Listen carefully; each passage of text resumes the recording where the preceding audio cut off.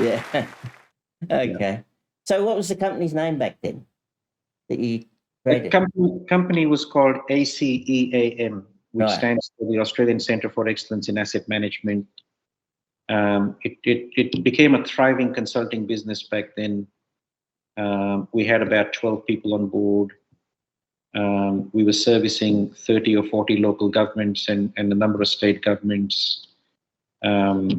And from that point on, it kind of evolved. Although, Sandy, you would realize more better than I would, back in those days when Australia didn't have regulation or mandate, or there was no integrated planning framework, this sort of concept relied on trust and thought leaders to believe in you, to say, yeah, I like the concept, it's untested, and yeah, come in and help us build this framework. And you needed the first sort of 5 or 6 thought leaders to come to the table to make this a concept a reality. Yeah.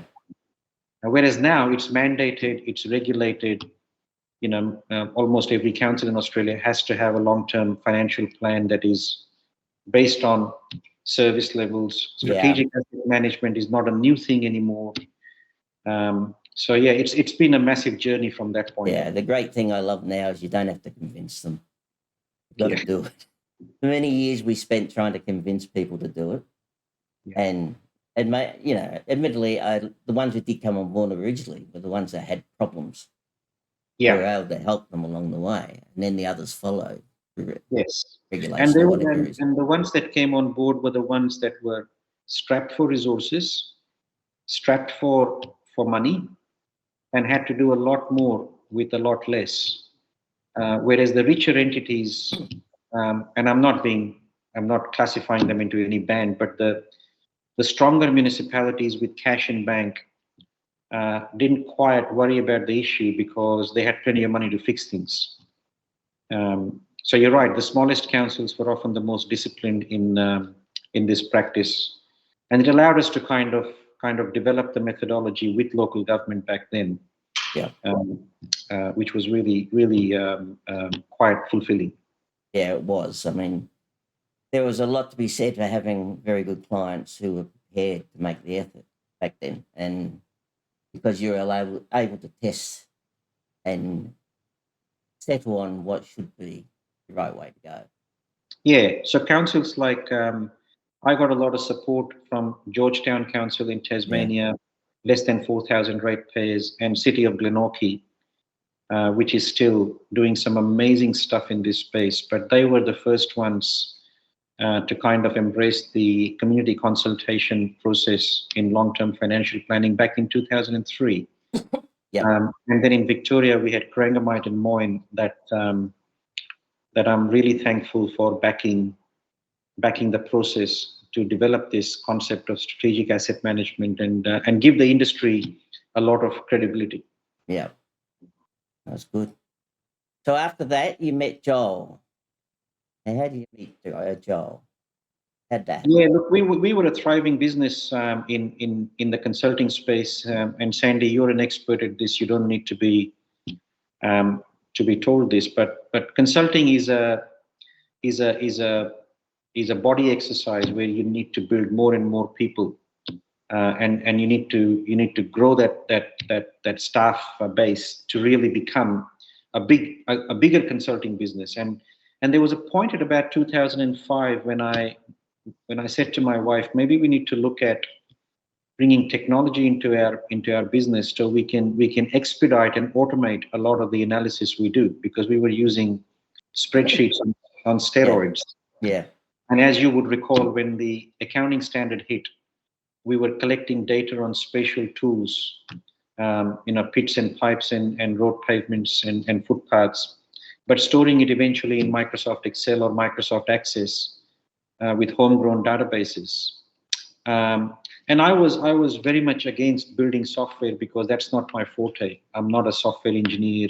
I absolutely do not understand the software landscape. Asset management is my pedigree, my soul.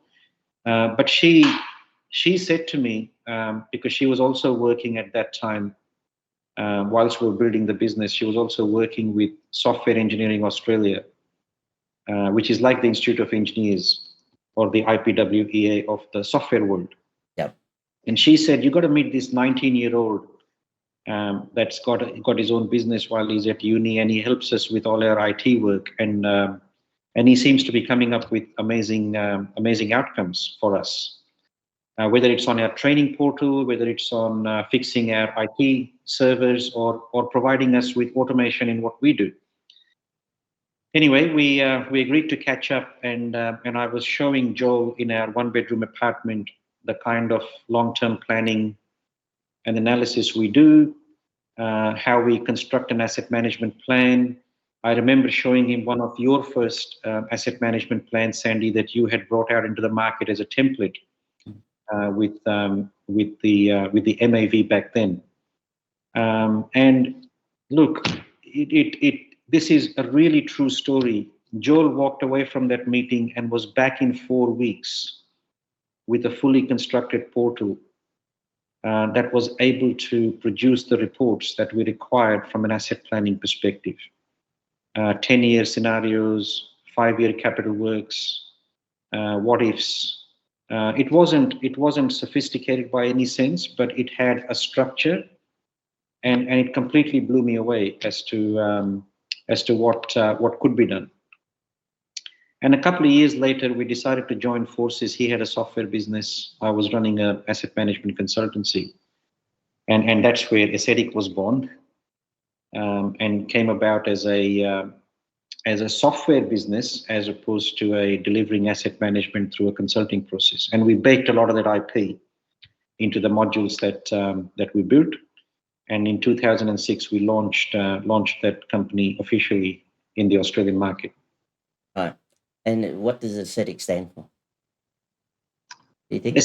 Assetic actually stands for reliability, competence, and trust.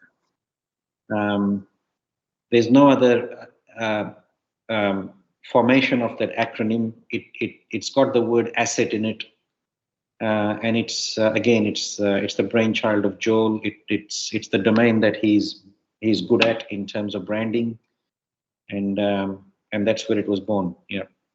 But as a business, it always stood for reliability and trust and competence, where our mission was to make sure that our clients got a little bit more than what they expected and on time, particularly with the end of financial year reporting. So at the time, there was actually a parallel thing happening with the systems, as you all know. In the 90s, along came Confirm, along came Hansen, and there was other systems that came along the way. Very complex systems, suited the big players well, not so much the little players. Couldn't afford it. And they didn't have the resources as well. So it opened up the market. And so by the time you would produce that software, there's suddenly a big demand for it. So once you got out there, people were buying up on the Assetic product. Can you tell us something about that?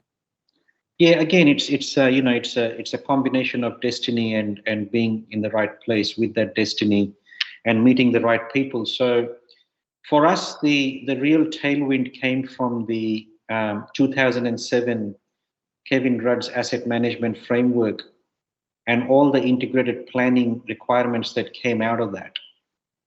And whilst you could have, as a local government fraternity, sat and treated that like we will follow this principle and this mandate as we evolve, what we did as a business was to say, we've been given something here, we've been given a mantra, and we can get on that mantra platform and demonstrate to the clients that we've had early adopters that have embraced strategic asset management even prior to the regulation coming out.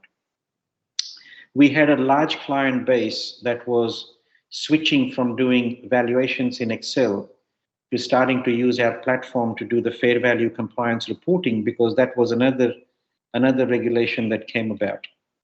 And Sandy, I was really fortunate to be engaged by local government associations all over the country to run training programs back then in strategic asset management as these regulations started to unfold. So when you've got this magic formula of great software that complements a regulation that's just been brought out, and we happen to be really fortunate that we've been doing it for 5 years prior to that without regulation, it leaves the competition 5 to 10 years behind in terms of catching up.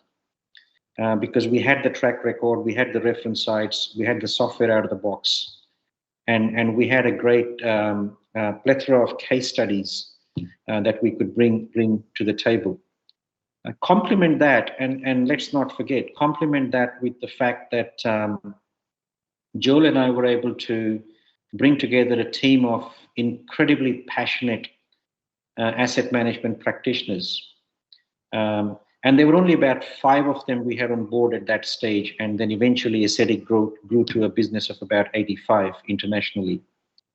But those 5 were the arms and the legs of spreading the message of strategic asset management, as well as being the reliable front end to the business that always delivered on time. Because these guys were subject matter experts, they were specialists, and they still are. They're still specialists, they're subject matter experts. They could have a conversation with the finance manager. They could equally have a compelling conversation with the operations director, and then come back to the asset management unit and put it all together for the asset planners. So these were rounded individuals, and a lot of them had a sports background, just like myself, which brought in a lot of discipline, problem solving, and skills around making, being empathetic to the client needs. So what we found was we had a kind of a secret recipe that was not just software; it was beyond that. And we're very thankful to the 150 odd clients that helped us achieve that over a period of time, and now eventually place the same mantra into the North American market. So it's been a very joyful journey. Enjoyed this video? Press the like button and subscribe. If you'd like to see more, please click on the Patreon link below and sign up.